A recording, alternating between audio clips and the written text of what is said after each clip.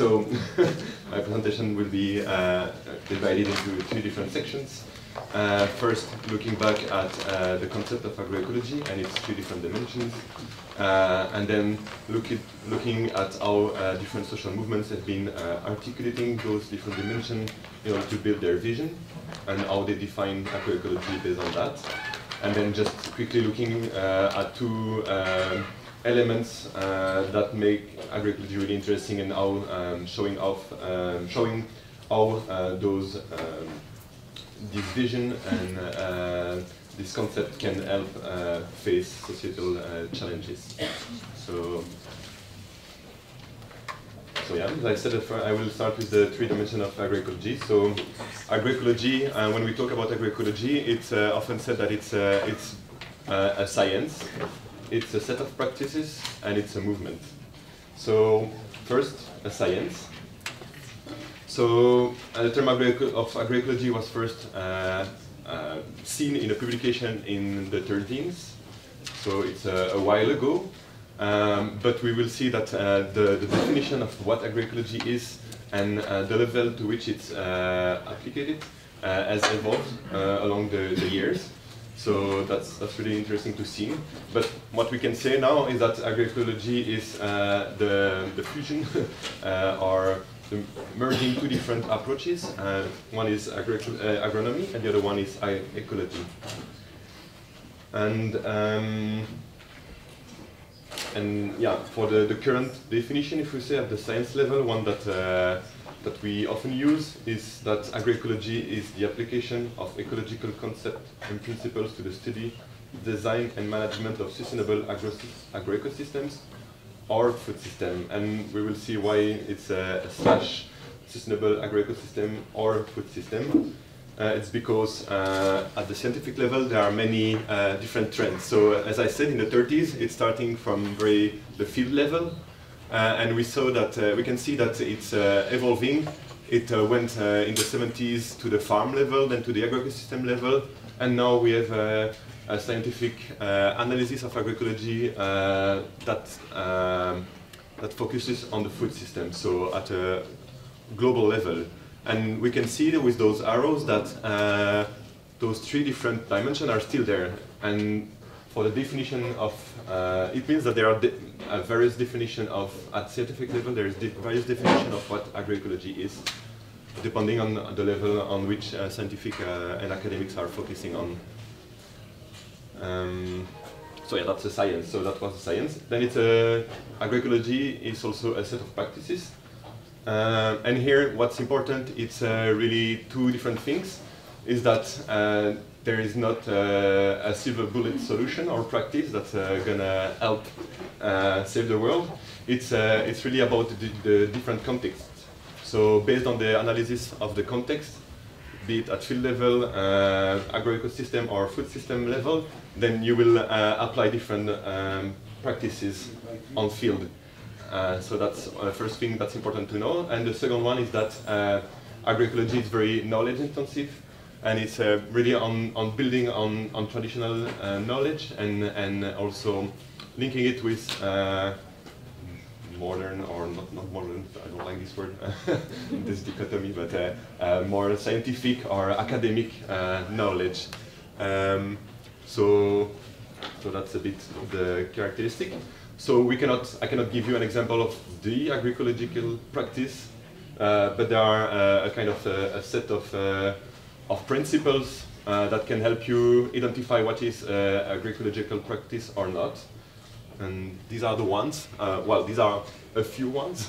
There are others, but I think one important one, and when we talk about climate change and system change, is the optimization of the use of locally available resources, meaning also reducing externally purchased inputs. So it's about building autonomy on the farm or at the system level, and decreasing also a dependence on fossil fuel energy inputs, for instance. So that's important. And there are others that are interesting. It's about biodiversity, about rebuilding health in the soils, and so on. So these are the principles that help identify the agroecological practice that are implemented at different levels. So this is for practices. And then It's also a movement, and what we can say is that agroecology was first included as in a broader movement, so it was the environmental movement. And it's only since the 90s that we have movements that put agroecology at the core center of their struggles or of their vision. So these were the three elements. And of course, we will see that these are not working in silos. And when we talk about agroecology, we talk about all those three dimensions at once.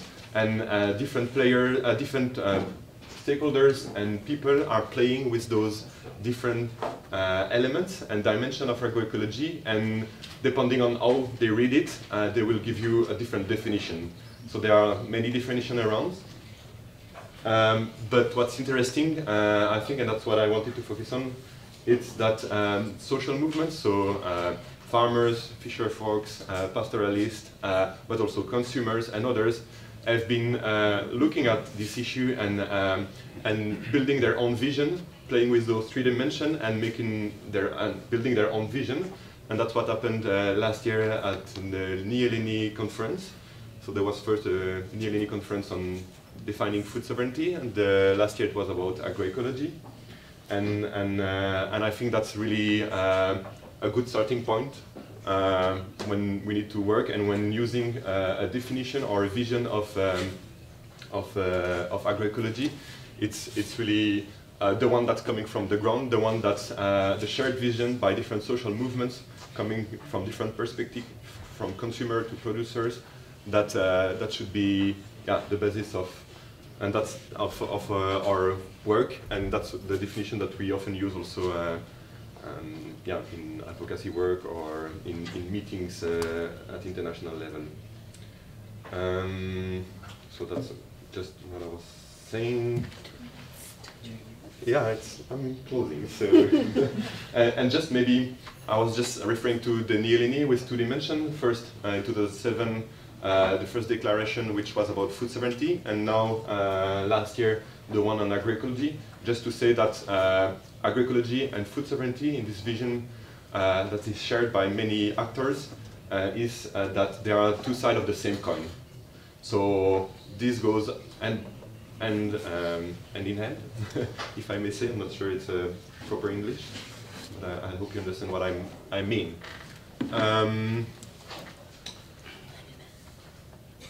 Okay, so with this vision that is developed, now we have a very broad view of what agroecology is. So it was starting from agroeconomy and ecology, but we can add now the sociological dimension, economy, politics. All those elements have an influence on the food system and needs to be also analyzed when we talk about agroecology. And also from the political vision that has been developed by movements, we can see that it encompasses various dimensions, so the rights, democracy, science, economy as well. And really, it's when you link agroecology to food sovereignty, you have a vision for a different society that's emerging from those two concepts and that vision, starting from the food system, of course, but then if you look at what are the principles on which they want to change democracy in the food system, then that can also apply to other sides of our global system. Just finishing quickly that this societal project that agroecology and food sovereignty are is really a good are we good tools to face the challenge to address the challenge that we are facing. And just quickly going back to agroecology, and that in one of his reports, the special rapporteur on the right to food, Olivier de Schutter, the previous special rapporteur, was showing with data that agroecology is really the good set of practices, the good science and the right movement in order to tackle food security, because it can help address the different dimensions of food security. That's what is quickly highlighted there, but I think the message is clear. And then another element that is important is that agroecology is also part of the answer to tackle climate change, because it's about building resilience on the farm and in the food system in general, and about increasing sustainability. And I just wanted to finish with this quote. This is from the New Lenni Declaration, and I think that's one of a part that of the declaration that I value a lot, and which says a lot about what agroecology is and what it can bring in our society.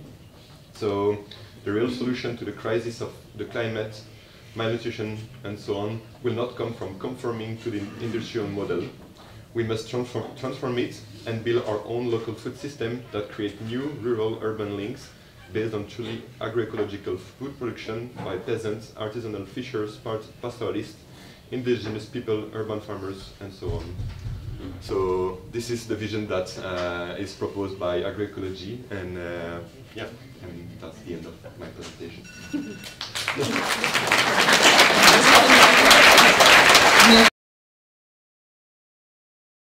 Comme disait Lisanne, Suco, on travaille depuis plusieurs années sur des questions de développement agricole, mais évidemment pas n'importe quel développement agricole, on s'entend, sur un développement agricole respectueux de l'environnement et surtout des familles avec lesquelles on travaille.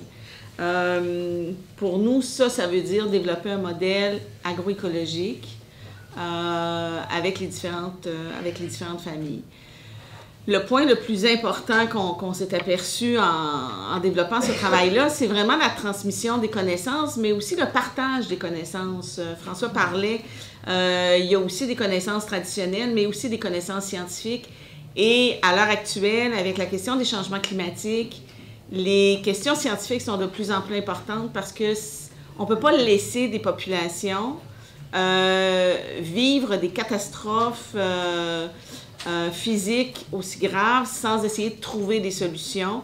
Et ça passe aussi par la science. Quand je parle de science, je ne parle pas de biotechnologie, je ne parle pas de pesticides, je ne parle pas de rien de ça, mais je parle d'adapter des pratiques agricoles traditionnelles à un nouveau paradigme qui est sécheresse plus prolongée, inondations plus fortes, etc. On a au Nicaragua beaucoup développé un modèle de formation qui est vraiment de famille à famille, de paysan à paysan, à partir d'un manuel qu'on appelle le Machete Verde, que je peux vous montrer rapidement, qui est un manuel en fait totalement illustré pour des personnes non alphabétisées, ce qui est le cas dans plusieurs des pays dans lesquels on travaille, qui donne vraiment des éléments de base, des pratiques agroécologiques qu'ils peuvent développer dans leur propre ferme. Ces dernières années, on s'est beaucoup concentré sur les jeunes parce qu'on est préoccupé de l'avenir des jeunes qui finalement retrouvent pas beaucoup d'espoir dans le fait de rester à la campagne, sur la ferme familiale ou dans leur propre communauté. Il y a des enjeux importants. Hier, on parlait d'enjeux de la relève agricole. Ces enjeux-là sont importants dans tous les pays et particulièrement dans les pays du Sud parce que l'attrait du Nord, l'attrait de la ville est très, très fort. Donc, on a comme plus focusé ces dernières années sur la question des jeunes et c'est un peu ça que je vais vous montrer en fait parce que je ne vais pas parler plus longtemps. Ça va être un jeune nicaraguayen d'à peine 18 ans qui vit présentement un programme de formation qu'on a mis sur pied qui s'appelle Proga Jeune en agriculture, en agroécologie qui, ben c'est ça, il va s'adresser à vous pour vous dire c'est quoi sa réalité, qu'est-ce qu'il vit et ensuite s'il y a des questions, j'y répondrai. Merci.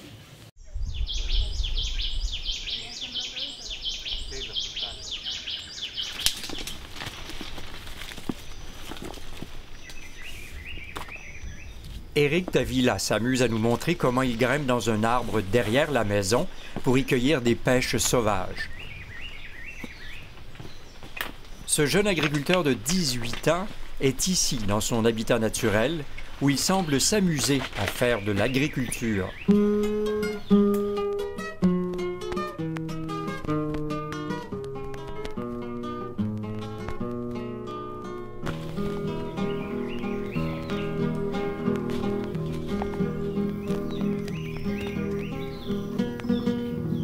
Dans sa famille, l'agriculture est une histoire de génération. Sa grand-mère excelle dans le jardinage et la culture de plantes médicinales. Ah, si. Et l'oncle qui a adopté Eric est agriculteur de profession. Eric avait 10 ans lorsqu'il a découvert sa vocation. Yo pensaba cuando estábamos pequeños, cuando tenía como unos 10 años, o sea, que yo miraba que mi tío él trabajaba en las cosas, pero a mí me gustaba ayudarle a él. Yo iba a la escuela, cuando venía le ayudaba a él.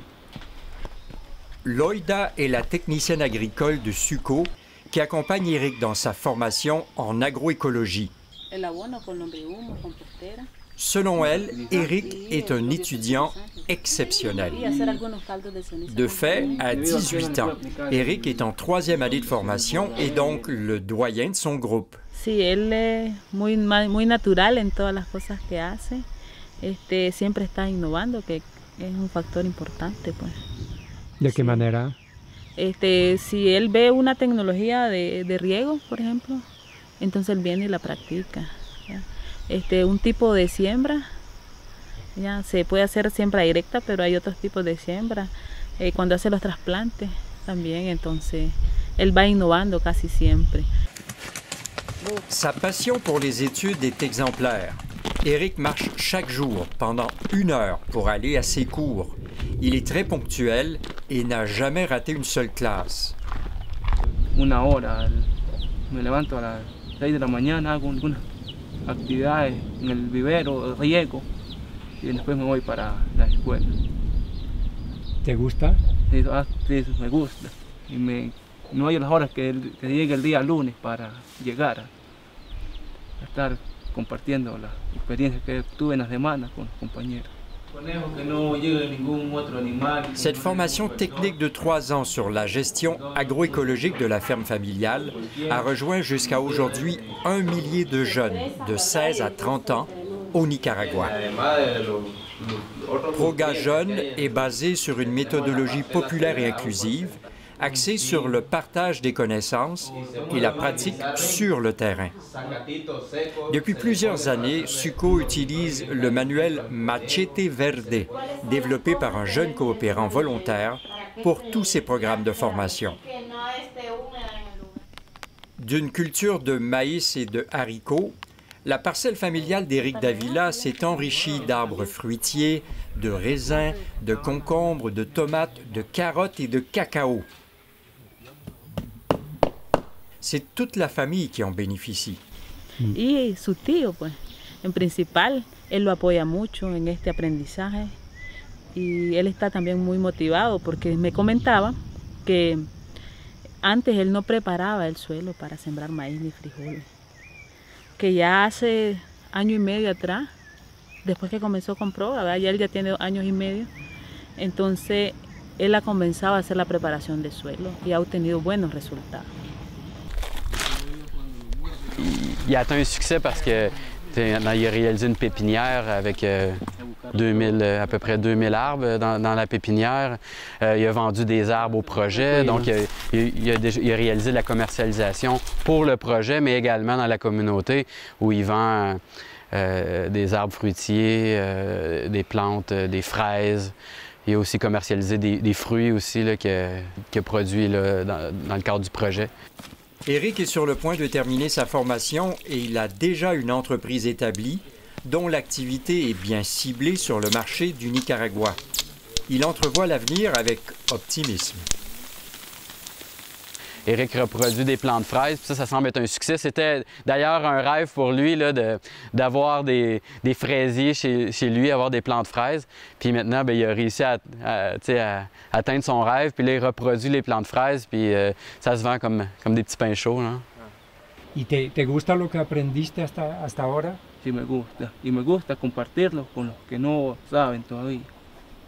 Lo que me gustaría es dar clases a los demás jóvenes.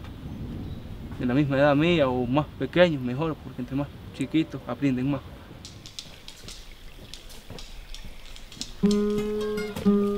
Ainsi, son chemin de vie bien tracé, Eric Davila peut persévérer dans ce qui le passionne, fort d'une formation solide. Cela lui permet de continuer à s'amuser à un jeu qu'il adore, l'agriculture.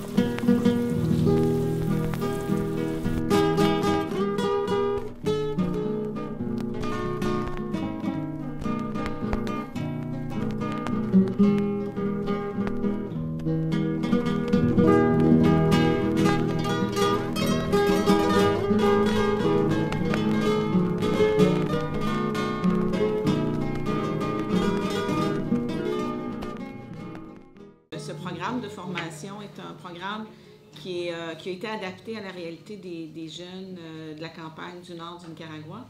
Les jeunes ne vont pas en classe pendant 3 ans de temps. Ils travaillent dans des petits centres de formation qui sont proches de leur localité, même s'il y en a qui doivent marcher 1 heure. Dès qu'ils ont à marcher plus qu'1 heure, on leur fournit une bicyclette.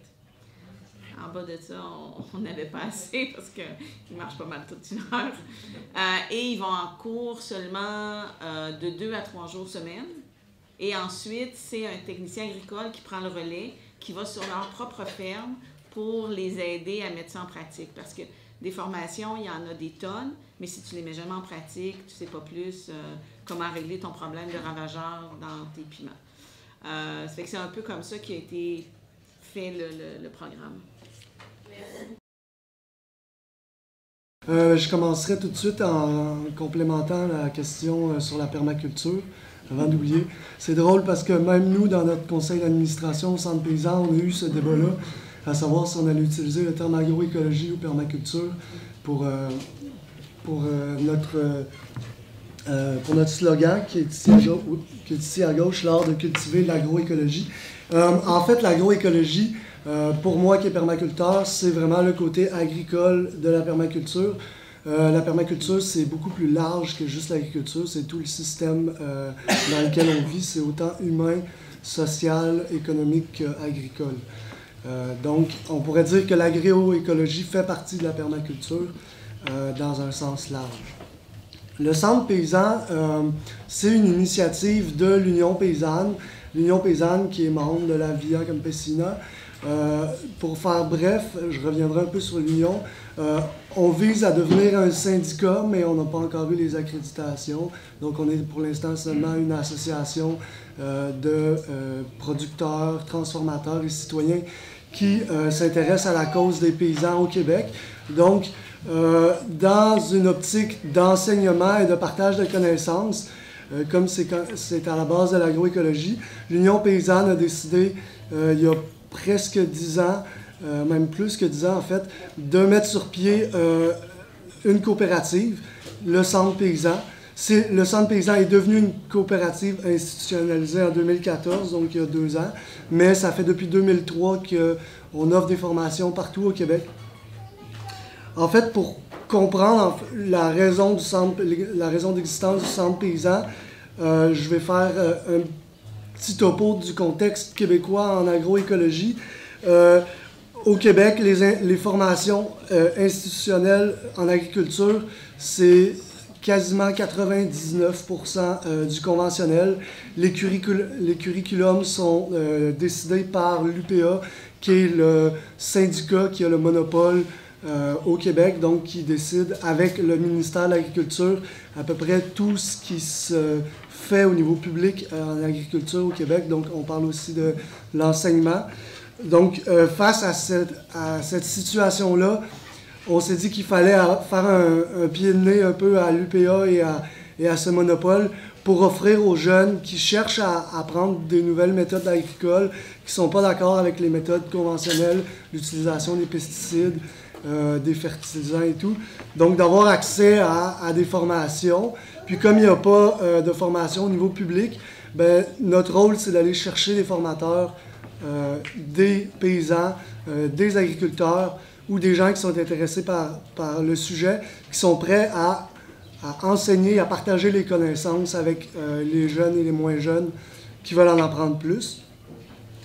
Donc, la mission du Centre paysan, c'est de regrouper les personnes intéressées par les savoir-faire paysans, l'agroécologie, la diversification de l'agriculture, la souveraineté alimentaire, afin d'en faire la promotion par la formation, la recherche et la diffusion. Donc, un peu comme c'est écrit dans la mission, on a 3 volets au Centre paysan. On a le volet formation, donc comme j'en parlais tout à l'heure, qui est d'offrir des formations en agroécologie et en savoir-faire traditionnel. On a le volet recherche-accompagnement, qui est pour aider les jeunes, la relève agricole, à se trouver des terres, à démarrer des entreprises, à rencontrer les bonnes personnes pour faciliter leur apprentissage de leur discipline agricole. Et le volet diffusion matérielle, donc toujours dans une optique de partage de connaissances, ben, c'est d'offrir aux citoyens et à la relève agricole du matériel didactique gratuit, que ce soit sur Internet ou des documents papier. On travaille là-dessus. En fait, actuellement, vu que le centre paysan tel qu'il existe aujourd'hui existe depuis 2014, c'est très très récent, on se concentre beaucoup sur l'offre de formation. Pour deux raisons. Un, parce que, comme toute coopérative, il faut qu'on survive, on a besoin de revenus. Et c'est ce qui nous permet d'avoir des revenus, c'est d'offrir des formations. Et aussi parce que c'est une très bonne façon de se faire connaître, de créer un réseau.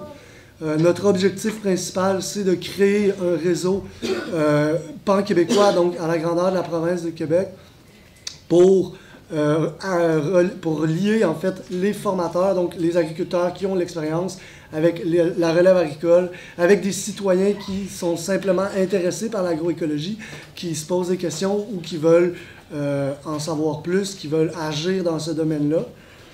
Et donc, pour ce qui est de la formation, on utilise la méthode, comme a été parlé un peu dans la vidéo qu'on vient de voir, la méthode paysan à paysan, donc une méthode qui a été développée en Amérique centrale, campesino à campesino. Et en fait, cette méthode-là existe depuis des millénaires, puisque c'est simplement le fait que le maître enseigne directement à l'élève. Donc, c'est un transfert de connaissances horizontal de paysan à paysan. C'est une construction collective aussi des connaissances. Donc, il n'y a pas de barème. Il y a différentes techniques. On rassemble les différentes techniques. On discute. On cherche à développer des nouvelles méthodes, à faire de la recherche, à faire avancer l'agroécologie. Tantôt, on parlait de science. C'est vrai que la science, c'est pas juste les biotechnologies. Donc, c'est de faire avancer les techniques agricoles pour trouver des nouvelles façons de faire qui soient plus efficaces, qui soient moins demandantes pour le sol et qui soient plus faciles aussi. Pour ce qui est de la recherche et de la diffusion matérielle, on travaille là-dessus, en fait. C'est plutôt un objectif secondaire actuellement parce qu'on veut vraiment établir le réseau, donc les offres de formation. On est en train de mettre sur pied un comité de transfert, donc un comité qui va être là justement pour accompagner le conseil d'administration, développer un curriculum, aider le conseil à établir des bases pour la recherche, pour l'accompagnement de la relève agricole éventuellement, et aussi pour offrir du matériel didactique, donc sur Internet, des connaissances gratuites sur Internet. Donc, le comité de transfert, comme je le dis, on est en train de le mettre sur pied. D'ailleurs, s'il y en a qui sont intéressés ici dans la salle à travailler avec nous, on recherche activement des nouveaux membres pour travailler sur le comité de transfert, mais aussi pour travailler dans le reste de la coopérative. Et le comité de transfert, donc, il y a trois objectifs, si je peux dire. Un, c'est de recommander les standards de formation au conseil d'administration, comme je le disais tout à l'heure. Deux, c'est de faire de la recherche et d'accompagner les formateurs dans la mise sur pied de leur formation. Et finalement, ben, c'est de développer une offre de services qui réponde aux besoins des jeunes et de la relève agricole au Québec. Parce que, comme je le disais au début, notre objectif, c'est vraiment d'offrir une voie alternative aux jeunes qui veulent apprendre l'agroécologie, la permaculture, les savoir-faire paysans qui finalement ne sont pas enseignés à l'école traditionnelle ici au Québec. Et pour finir, en fait, on est aussi actif au niveau international via l'Union paysanne et la Via Campesina aussi. Donc, on a des membres du Centre paysan qui sont allés à la rencontre d'agroécologie à Cuba au début de l'année pour créer des liens, mais aussi pour voir différents... Dans le fond, un peu comme dans la première présentation, l'agroécologie, c'est large dépendamment de où on se trouve sur la planète. Il y a différentes définitions et différentes façons de faire. Donc, l'objectif à Cuba, c'était d'aller rencontrer des gens d'un peu partout dans le monde pour apprendre ces différentes façons de faire-là, pour nous s'enrichir de ces expériences-là et pouvoir les partager avec le Québec et avec les citoyens. Finalement, en fait, pour revenir sur l'Union paysanne, ben, l'Union paysanne, comme on le disait tantôt, on veut devenir un syndicat. Pour l'instant, on travaille fort là-dessus. On travaille quand même à la lutte pour conserver le droit des paysans au Québec. On a toujours besoin de bras, on a toujours besoin d'un soutien. Donc, si vous voulez vous abonner autant au Centre paysan qu'à l'Union paysanne, aux infolettres, à la chronique du paysan ou à l'infolette du Centre paysan, vous pouvez le faire sur Internet, sur Facebook. Vous pouvez venir me voir aussi, moi ou mes collègues, parce que j'ai vu qu'on était 3 du conseil d'administration du Centre paysan aujourd'hui dans la salle, donc c'est vraiment le fun. Donc voilà, si vous avez des questions ou si vous voulez continuer à discuter, on va être là après les présentations pour continuer la discussion. Merci.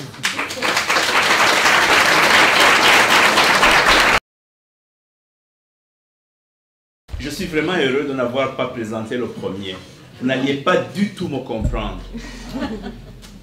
Parce que quand je parle d'agriculture traditionnelle africaine, je dis exactement l'inverse d'ici.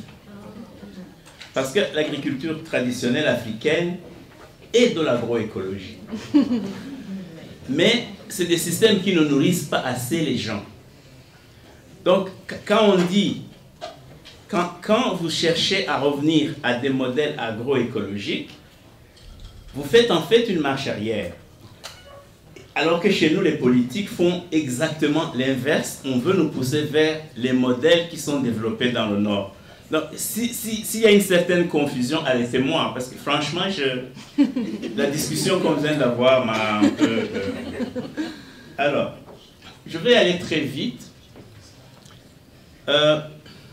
Il y a eu, en 2003, une conférence interministérielle, plus de chefs d'État, à Maputo, présidée par le NEPAD. NEPAD, c'est le nouveau partenariat pour le développement de l'Afrique et de l'Union africaine pour améliorer le développement agricole du continent africain suite à la faim, à la famine, à la malnutrition, qui sont bien connus. Alors, ils ont pris une décision de demander à chaque pays africain de dessiner ce qu'on appelle un PDDA. PDDA signifie Programme détaillé pour le développement de l'agriculture africaine. En anglais, Comprehensive African Agriculture Development. Et si chaque pays, pour bénéficier des fonds, est obligé de produire un document qu'on appelle le PNIA, le Programme national d'investissement agricole. Si vous lisez tous les PNIA africains, vous serez très étonnés. Eh bien, tous parlent d'une approche filière avec spécialisation et régionalisation des cultures, la promotion de filières orientées vers le marché, la promotion de l'agrobusiness, l'usage massif et même la subvention des engrais, qui pourtant est réclamée par les organisations paysannes.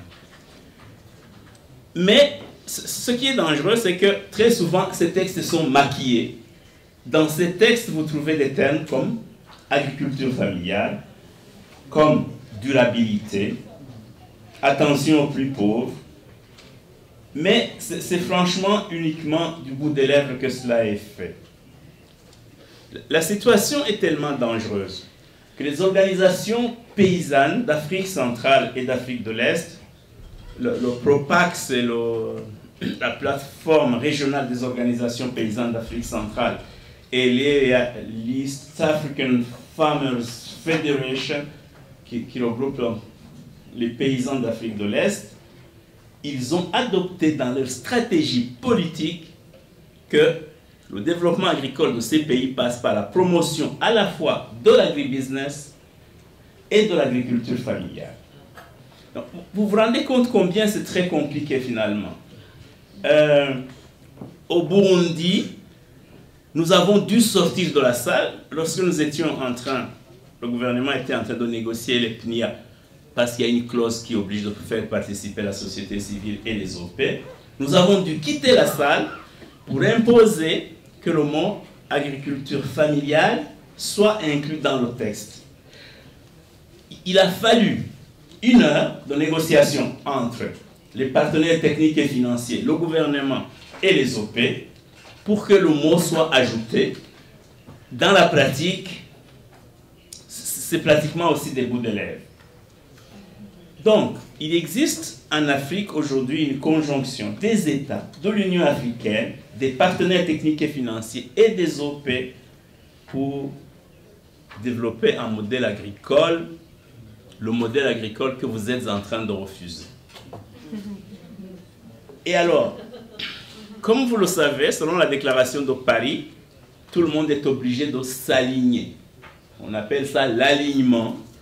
Comme il s'agit de politique nationale et de politique acceptée par les coopérations internationales et développée dans ces documents stratégiques que sont les PNIA, les programmes nationaux d'investissement agricole, tout acteur de développement est obligé de s'aligner sur ces politiques, sinon vous ne recevez pas de financement. Certains pays, le Rwanda par exemple, qui a le mieux poussé, si vous cherchez à aller à l'écart de ces politiques, vous êtes tout simplement suspendu. On vous dit, monsieur, madame, monsieur, ce n'est pas cela les choix politiques du pays. Et c'est fait de bonne foi. Ce n'est pas... On pourrait dire que ce n'est pas méchant. C'est parce que les gens sont convaincus que c'est comme cela qu'on peut sortir l'Afrique de la pauvreté. Alors, le grand problème, et ça je vais y insister, il existe un déficit important d'alternatives construites qui réussissent, y compris des personnes et y compris d'organisations militantes. Tout le monde dit, ok, il ne faut pas aller dans... Enfin, tout le monde. Certaines personnes disent, il ne faut pas y aller, mais quelle proposition? Les alternatives ne sont pas développées. Le mot agroécologie est dans la tête de quelques universitaires, mais pas plus. Donc, mais de l'autre côté, il y a aussi un problème. C'est quelques militants que nous sommes. Certains tendent à angéliser l'agriculture traditionnelle en disant non, c'est celle-là qu'il faut maintenir.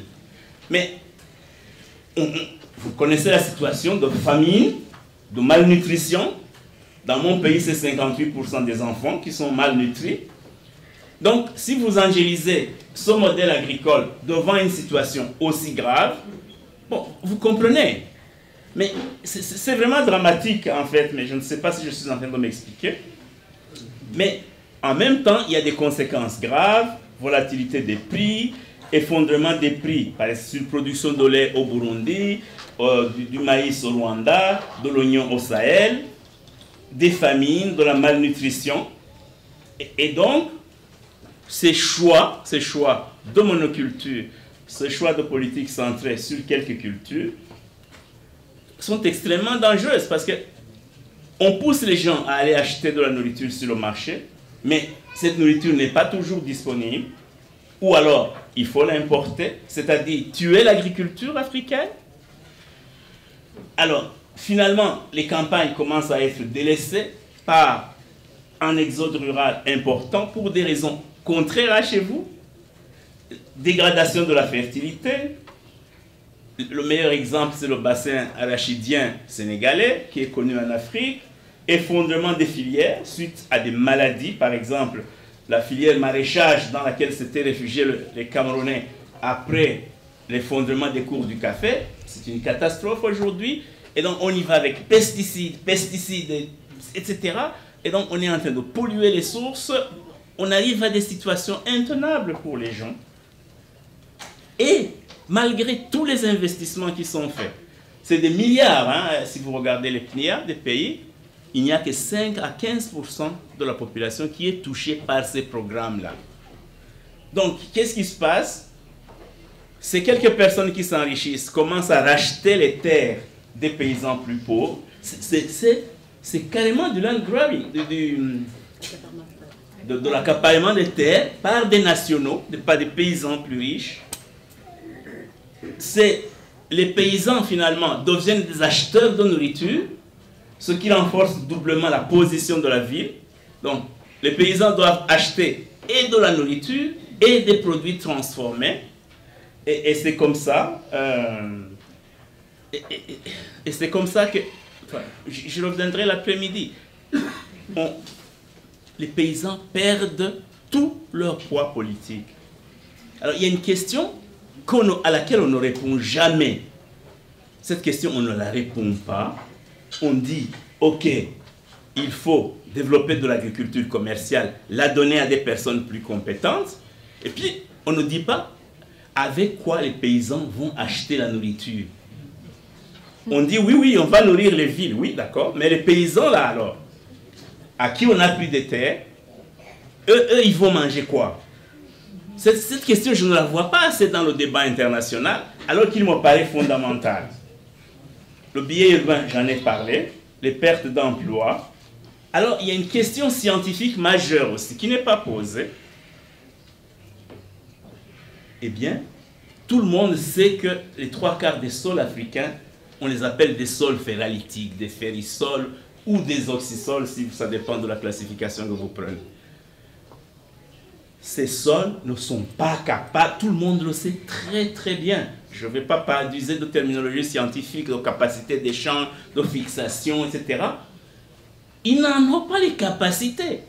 Vos terres ont les capacités de fixer des grandes quantités d'éléments nutritifs.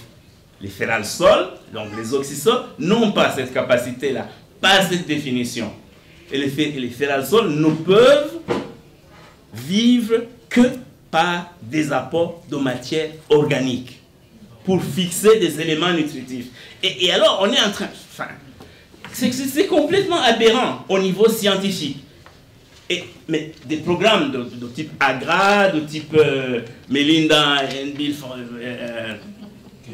enfin, on ne va pas dire, hein, que ces gens ne le savent pas. Donc, il y a autre chose derrière tout ça. Alors, évidemment, c'est des sols léthalitiques.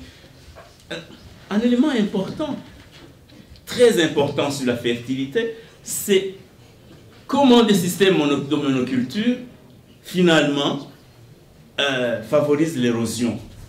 L'érosion qui est un des principaux problèmes de perte de la fertilité en Afrique, en particulier dans la région des Grands Lacs, qui sont montagneux.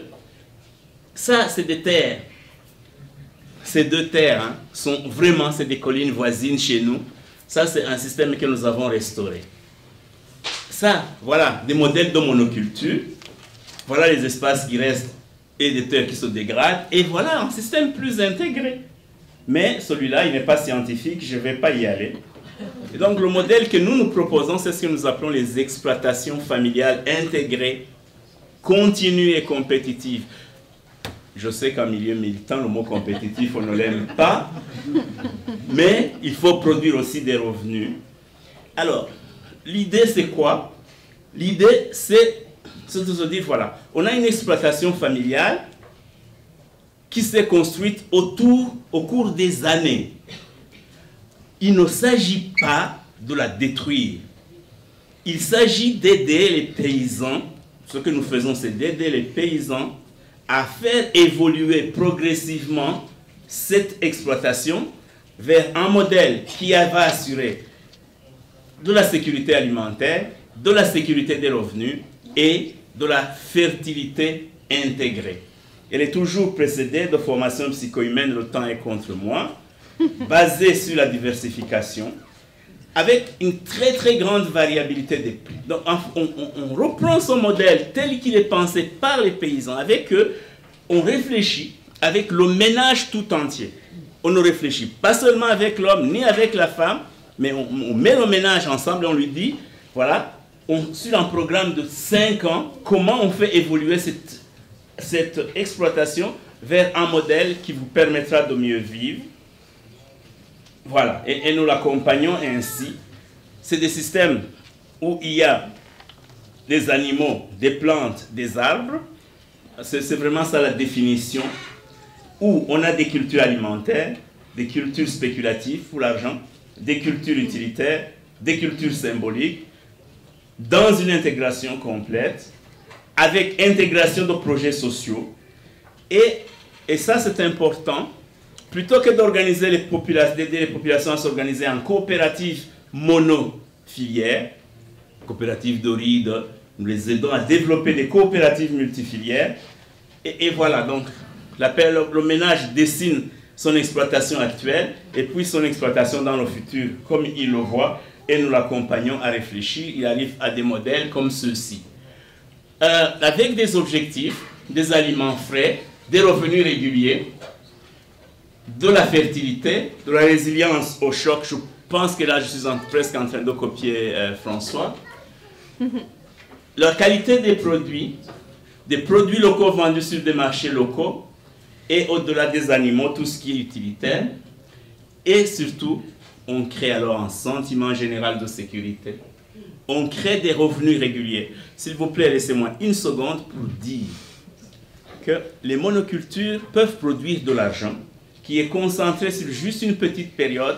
Pendant ce moment-là, les agriculteurs font la fête, les familles se détruisent, et puis il s'ensuit des mois qui suivent des campagnes qui sont complètement...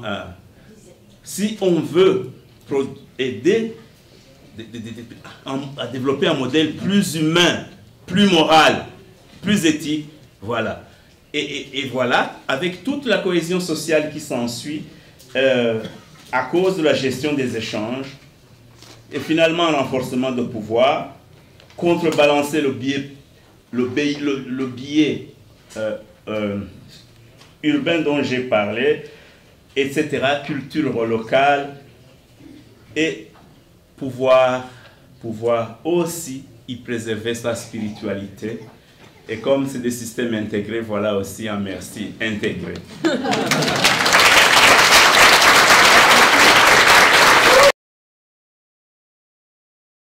Voy a compartir una experiencia de investigación participativa que hemos desarrollado en los últimos 20 años en Honduras, como parte de un grupo de compañeras y compañeros que han estado muy interesados en promover otros enfoques no convencionales en el desarrollo de la seguridad y soberanía alimentaria de nuestro país. Lo que vemos acá es una foto,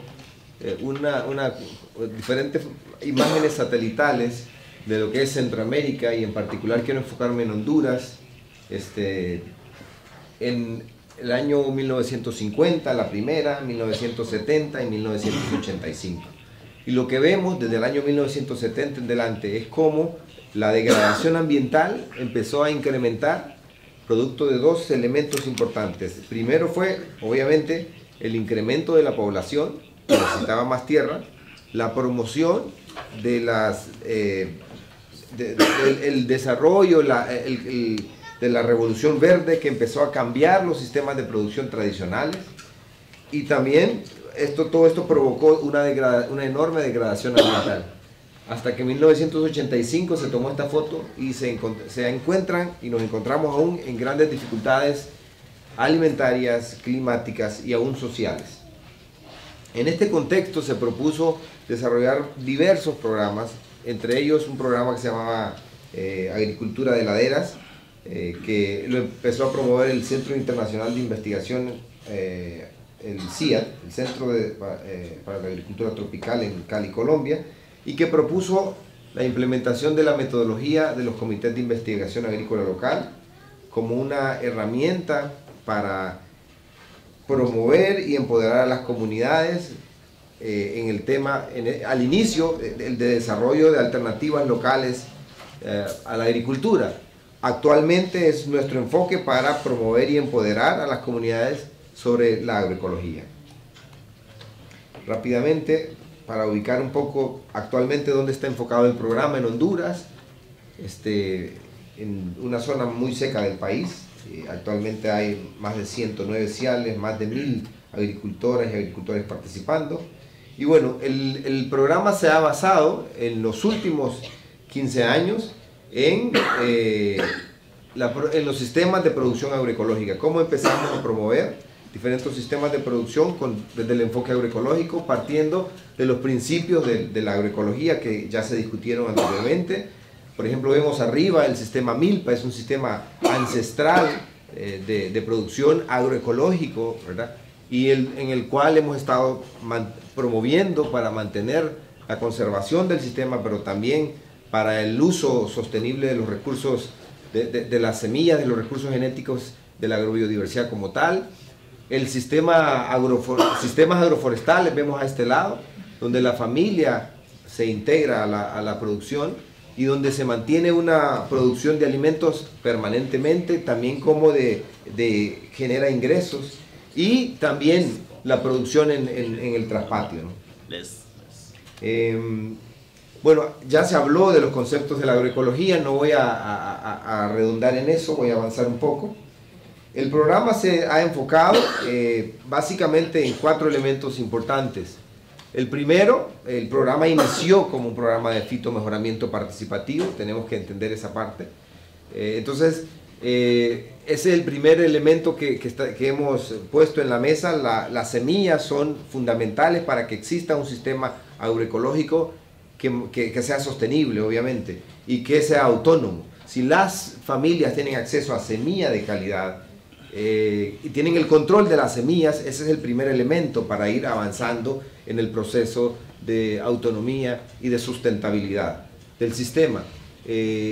Esta foto me gusta porque pone sobre la mesa 2 elementos importantes: la semilla, pero también los microorganismos que están en el suelo y que nos ayudan, y que debemos de también cultivarlos y entender sus relaciones y la relación que tiene con las semillas, con el medio ambiente, para poder tener sistemas de producción saludables. Y otro elemento importante es el manejo integrado de la fertilidad de suelos. Estos microorganismos nos ayudan fundamentalmente en nuestros sistemas agroecológicos en el trópico a poder traducir la materia orgánica en nutrientes, traducir los minerales en elementos que pueden servir para la planta y para nutrir a las familias. Es un elemento muy importante también. Nosotros hablamos mucho del enfoque 3M, que implica la mineralización, el uso de microorganismos y el uso de materia orgánica. Esos son elementos importantes para que promovemos masivamente a nivel de las comunidades. Obviamente la diversificación, que es un elemento fundamental en los enfoques agroecológicos, y la participación de la familia, pero obviamente con un fuerte énfasis en las mujeres y los jóvenes en general. El uso de la agrobiodiversidad para desarrollar mayor tolerancia a plagas y enfermedades es un elemento importante, porque en el contexto actual muchas relaciones ecológicas han cambiado y tenemos que utilizar lo que tenemos, los recursos genéticos, la agrobiodiversidad, para adaptarnos. Aquí vemos 2 fotos, una foto de unos nuevos materiales de maíz, de nuevas variedades tolerantes a una enfermedad que ha estado afectando fuertemente la producción de maíz, especialmente de los pequeños productores en Honduras, y que ha hecho que la agricultura convencional promueva grandes cantidades de agroquímicos, especialmente de fungicidas, para controlar esta enfermedad. Tenemos que recordar que el maíz, en el caso de nuestro país, nunca ha necesitado aplicaciones de productos químicos para controlar enfermedades, pero ahora, con el cambio climático, la respuesta de las empresas de agroquímicos es: ok, aquí tengo la solución, con esto pueden controlar las enfermedades, y encontramos en la agrobiodiversidad alternativas muy viables, ¿no?, que pueden estar a la mano y que pueden mantener los equilibrios ecológicos. Por el otro lado vemos una foto donde hay otros materiales de frijol. Hay otro problema grave, que es un virus que ataca severamente la producción de frijol en el país, y tenemos una variedad que es altamente tolerante al virus y una variedad que no. Entonces utilizamos estos recursos para la adaptación y para integrarlos en los sistemas agroecológicos, ¿no? El desarrollo y difusión de nuevas variedades dentro del sistema agroecológico. Vemos acá experimentos en sistemas agroecológicos, en el sistema Milpa, el frijol, el maíz. En ese sistema tenemos que evaluar las tecnologías. En este caso, los CIALES lo hacen. La producción de semilla bajo el mismo sistema Milpa. La producción convencional de semillas dice que los cultivos deben estar totalmente en monocultivo, pero la producción de semillas ancestralmente fue dentro del sistema, porque debe adaptarse a esas condiciones. Entonces, eso es parte de la lógica que estamos desarrollando, ¿no? La adaptación y desarrollo de nuevos sistemas de producción.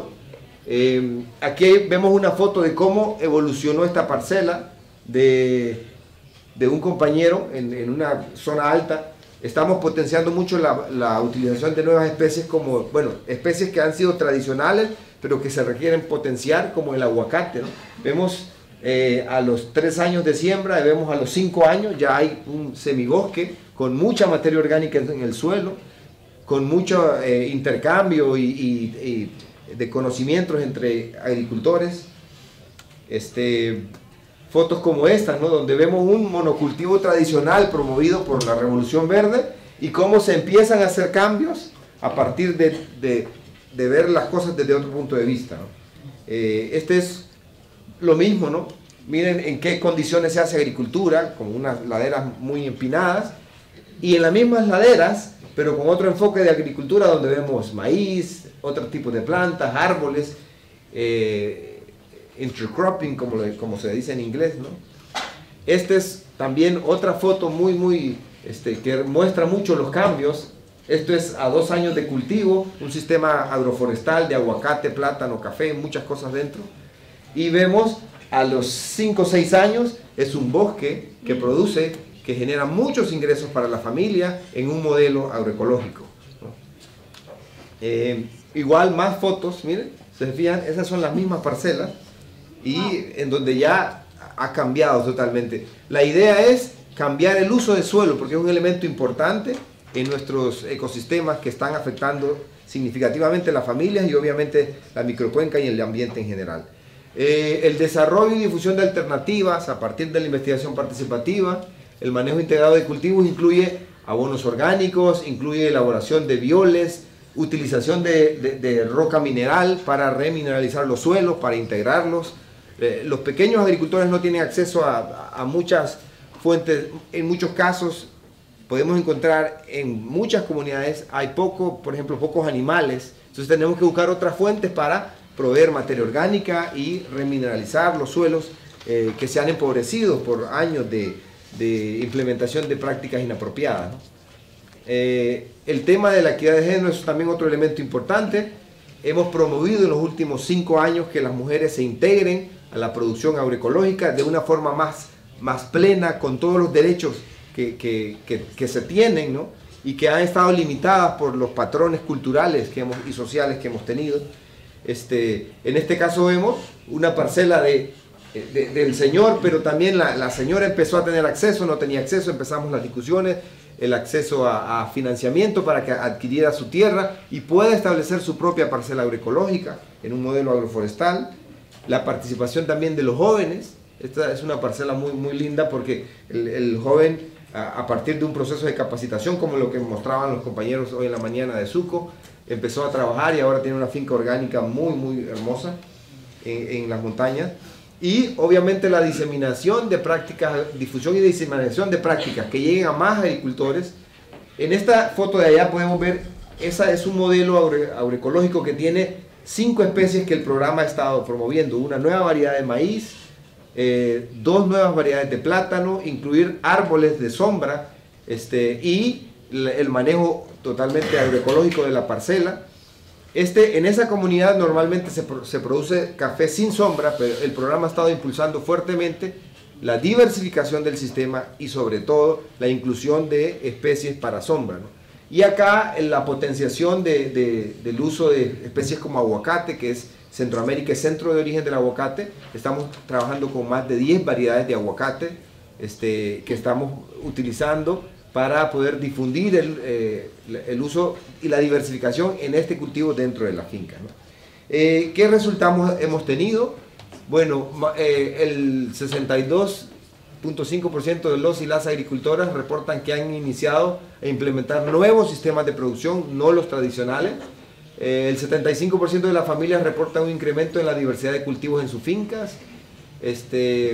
Ha habido un incremento que estamos midiendo a través de diferentes análisis de suelo del nivel de materia orgánica en las parcelas y se ha incrementado significativamente, o sea que hay una gran cantidad de carbono que está capturado ahí, que se está beneficiando a la producción de alimentos de la familia y que no está contaminando el medio ambiente. ¿verdad? El 78% de los agricultores utilizan al menos 5 prácticas agroecológicas en sus sistemas de producción. Hay mucha promoción de uso de especies locales, ¿verdad? Repotenciarlas. El 60% de las mujeres participantes reportan que han mejorado su acceso a los medios de producción y el 85% de los agricultores reportan también que tienen acceso a semillas de buena calidad adaptadas a sus condiciones agroecológicas.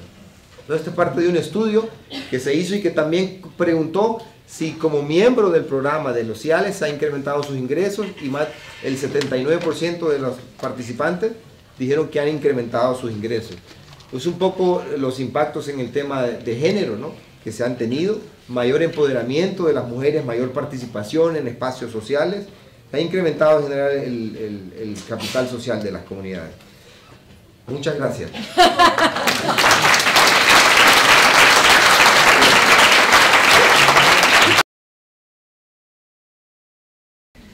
I first began my journey into agroecology just very recently in preparation for COP21 in Paris, and through my work on development and peace's campaigns supporting small-scale farmers in the Global South. The concept of agroecology has further evolved the farming ideals that my husband and I have developed over 30 years of organic farming in central Saskatchewan. The first challenge that I've not yet fully resolved is that of defining agroecology. Since I'm a member of National Farmers Union, I began with their definition, taken from their brochure, and I quickly became aware of the many-layered nature of the term that is being used in our context here. I also felt that if I were to give an authentic Canadian perspective, I should reach out to farmers from across the country to see where agroecology stands in our diverse geographic, demographic, and natural regions. And I discovered, not to my surprise, that agroecology on the prairies looks very different from that of Eastern Canada or BC, not only in scale and style of production, but in average age.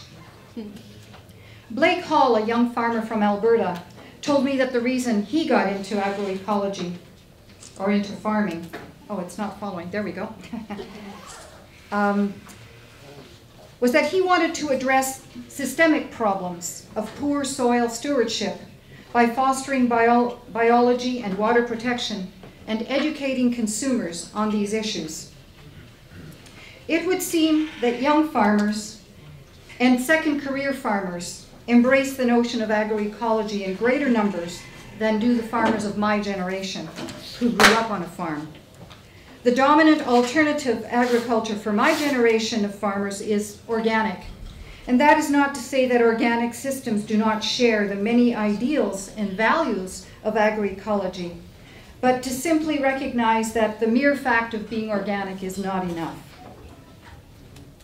In dialogue with Chris Bisson, a student of political sciences and food policy, as well as a market gardener in Ottawa, I discovered, however, that much of the support for agroecology in Canada comes from civil society organizations, such as Équiterre, and as I discovered today, the Centre Paysan, Farm Start and Ecological Farmers of Ontario, and the Young Agrarians. The Prairies, of course, has a more recent agricultural history and was colonized through the Homesteader Act by Eastern European farmers for export-oriented production to support the industrial populations of Eastern Canada and Europe. According to Kathy Holzlander, NFU Director of Research and Policy, this is the basis for the notion that the Canadian prairie is the breadbasket of the world, a notion still deeply ingrained in prairie farming. On the prairies, there is little support for programs or even farming networks for agroecology. In fact, with the exception of the NFU, agroecology isn't even on the radar. So what does it look like? Once more, we are faced with a wide diversity from the Latin American context to that of the many regions in Canada. This, however, should not alarm us. For according to a 2010 agroecology workshop in Paraty, Brazil, agroecology proposes a context or site-specific manner of studying agroecosystems, and as such, It recognizes that there is no universal formula or recipe for the success or maximum well-being of an agroecosystem.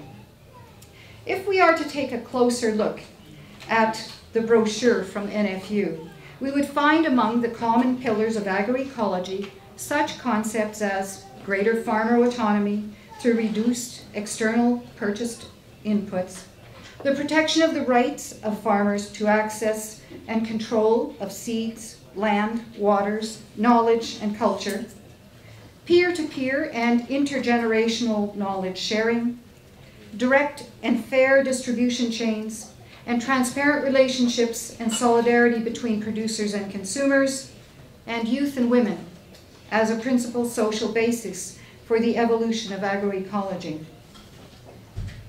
Throughout Canada, there is a growing interest in low input and organic farming. The networks of organic farmers, organizations, and support for new entrants are gaining credibility all the way to government ears. Such networks include the Atlantic Canadian Organic Regional Network, Manitoba Organic Alliance, the Sask Organics and Organic Alberta, just to name a few.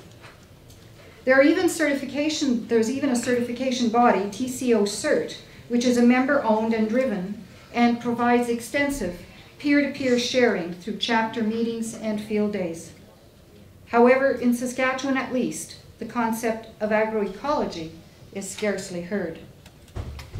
It is heartening, therefore, to see such research into reduced tillage organics, for example, as that which is happening at the University of Manitoba under Dr. Martin Entz's program, Natural Systems Agriculture. Furthermore, U of M and the University of British Columbia offer a 4-year Bachelor of Sciences degree in agroecology. Another interesting movement on the prairies is that of holistic management, which brings farmers, primarily ranchers, together for an intensive training session promoting the ideals of soil and water stewardship through livestock management. Their 3-tiered paradigm addresses the need to balance the economic sustainability with social and environmental health of a community.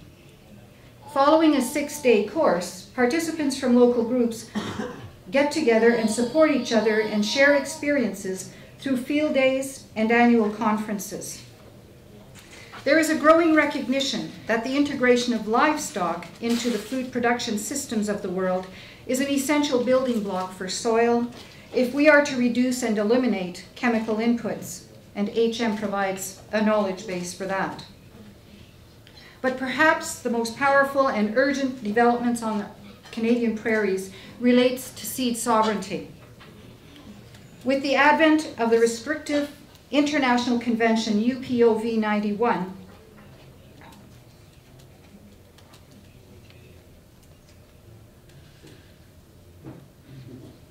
thank you. The Union for the Protection of New Varieties of Plants, Canadian farmers have lost the right to save seed and been granted instead a privilege. According to Terry Boehm of the NFU, plant breeders' rights will trump farmers' privilege every time. It is crucial, therefore, to promote and forge ahead with the work of USC Canada's farmer seed breeding programs, which have been developing seed varieties by and for farmers. It is also of no small significance for gardeners to support locally bred and open-pollinated seed varieties and become involved in seed saving and seed swapping at one of the many Seedy Saturdays across the country.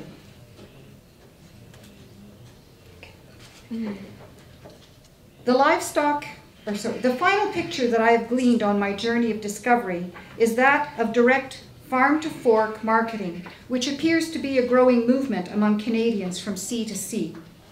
Young and new farmers are shaping the look of food production on small acreages, providing habitat for pest-controlling predators, building soil through living mulches and cover crop cocktails, stacking livestock, and growing food forests. The livestock in these integrated food systems are pastured and managed in ways which most resemble the animal's natural, instinctive habits, all the while creating optimum conditions for growing plants. These farmers market their products directly to growing numbers of conscientious consumers through farmers' markets, community-supported agriculture, weekly food box deliveries, and online advertising and ordering. They welcome on-farm visits and help with their daily chores, and often blend different enterprises on the same land base. They grow communities as well as food. Herein, okay, I did it again.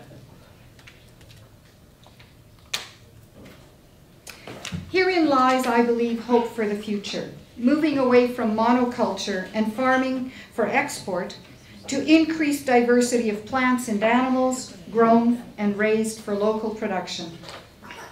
These systems can maximize our carbon sequestration, reduce our dependence on fossil fuels, and protect our waters. The task ahead is not an easy one. Shifting government policy towards support for a new paradigm in farming will mean raising our voices above the clamor of agribusiness. Moving consumers toward valuing ecologically grown food and the preservation of wetlands, soils, and forests will require that we become more visible in the maelstrom of advertising. I see at this time two possible pathways. The one taken by organic farmers, whose pioneers were a part of an idealistic movement, much like this one. In their promotion of organic farming, they gained a greater market share of the food dollars spent by consumers. They accomplished this through the development and marketing of standards and the adoption of organic regulations at a national level. Now the word organic attached to a food item has a legal standing and is increasingly recognized by the general public.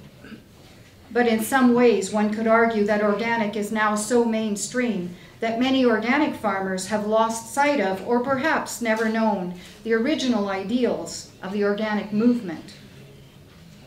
The other path, in my opinion, is the development of training workshops, which is already happening, along the same lines as holistic management, who foster in producers a crucial paradigm shift in their view of their environment and their community.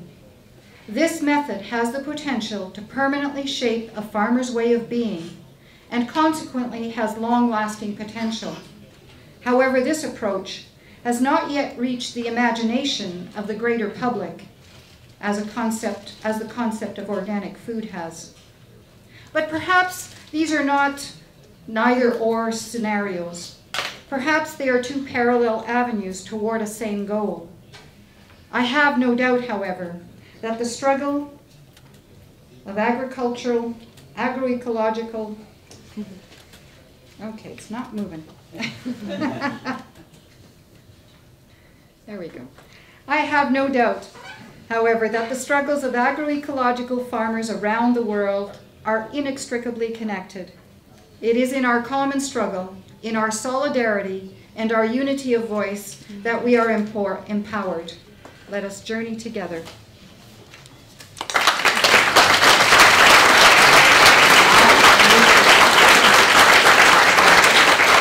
English. I'm sorry for that I did not take with me pictures or slides. We had a very busy program this week, and yeah, so it's me only with some papers. So, but it goes from my heart. So, yeah, I will talk about my farm, about how we do it in an agroecologic way, and about generally about agroecology and what we in the La Villa Campesina feel and think about it. Everybody knows, I think, after this week, we are a big organization. We are the voice of the small farmers all over the world. Millions of members, included our sister organization in Montreal, Union Paysanne. And the National Farmer Union Yeah? I'm sorry? And the National Farmer Union in the rest of Canada, which is... Yeah. The main thing we do is to fight for the rights for the small farmers, the peasants, the rural people. We fight for their rights, access to soil, water, seeds, income, and rights to sell products locally. And this is also a part of agroecology. That's why I think permaculture, organic agriculture, low-put agriculture, all of this is a part of agroecology. It includes the whole food production and system.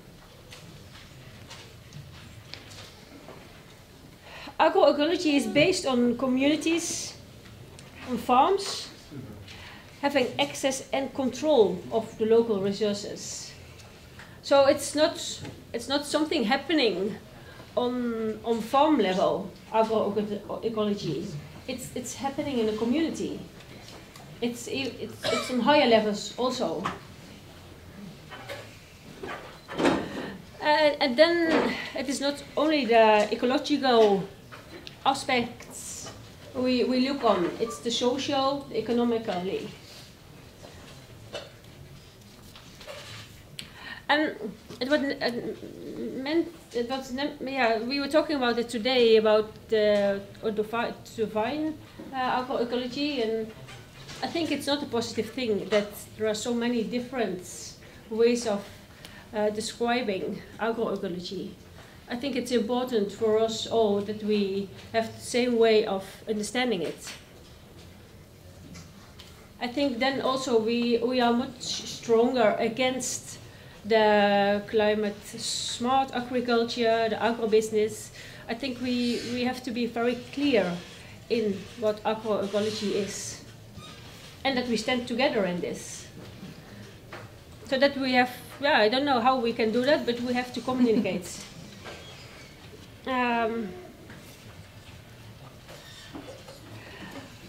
Then this morning it is about agroecology for a healthy world. We are far away from a healthy world, but if we will go on our way to get a healthy world, we have to use agroecology. We have to stop thinking that monoculture farming, big-scale farming, is the best economic way of farming. Because this is a calculation on short term, and we don't take all the costs of the climate changes in it. Yesterday on the meeting about agroecology, we talked also about we can feed the world with small-scale farming, with agroecology farming. 70% of our food comes from small-scale farming. My opinion is that the small-scale farming is the most effective way of producing, because we use every square meter. We use the local resources around us instead of getting them far away, instead of buying a lot of concentrates. So it is the optimal way of producing. So in discussions there will be said that this is not a long-term solution. It is a sustainable solution to work with agroecology systems. It gives also a more climate and environmentally friendly product.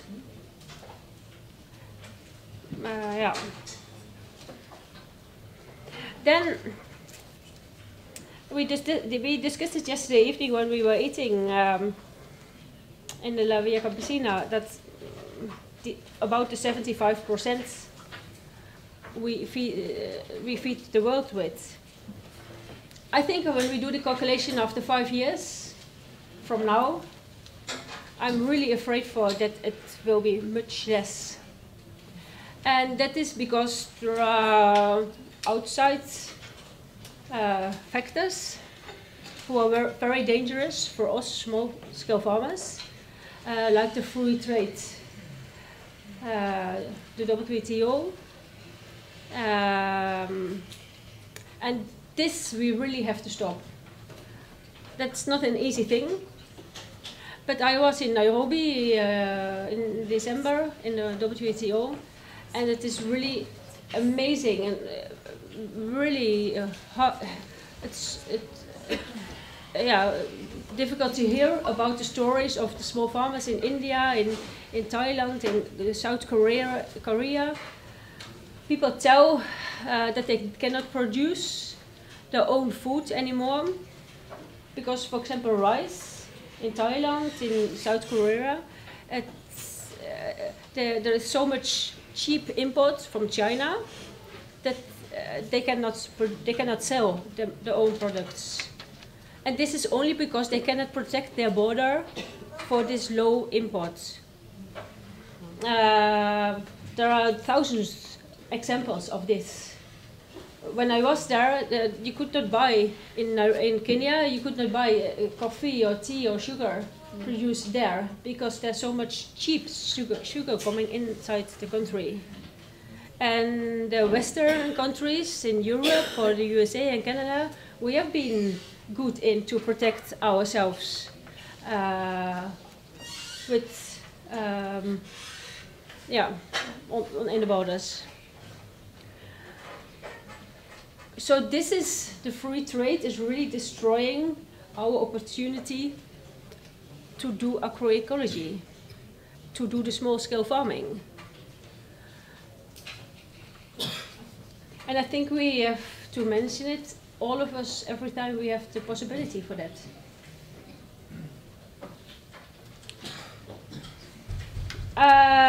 Just a little bit about my farm then. That what also is agroecology, that is my goats in the mountains of the Lofoten, on an island, high in the mountains. What else can we do there in a small farm and having goats and making the best cheese? So that also is a really a good example of agroecology. We have to do the farming and we have to produce the products there it fits, because then we don't need so much input. So my goats, they eat the whole summer, they still are there. I think maybe till September we can have them in the mountains, and they eat the grass nobody else is using. And we have the high production after they get the small ones.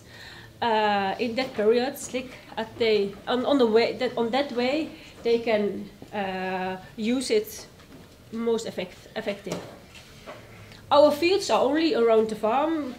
We don't want to drive to the other side of the island because that is not agroecology. Our cheese is very popular, so we have to make a little bit bigger room for the cheese. And everybody who comes on the farm buying the cheese is asking, "Oh, you are going to have more goats?" No, we don't want to have more goats. It is then we cannot produce the same kind of cheese. There is no fields around here. Then we have to buy much more concentrates. And that is what it is about. We could earn a lot of money with having more goats and buy cheap concentrate soya from Brazil. That will be the best calculation when we just see economically on it. But this is really not agroecology farming. So I help you with understanding a little bit more what is agroecology in practice, and it is really a lot. In Europe, it is a little bit like, whoa, agroecology, what is this? How we do that? But I think when you go back to your farm and see how you do things and change some things, you are an agroecology farm. So, yeah, thank you.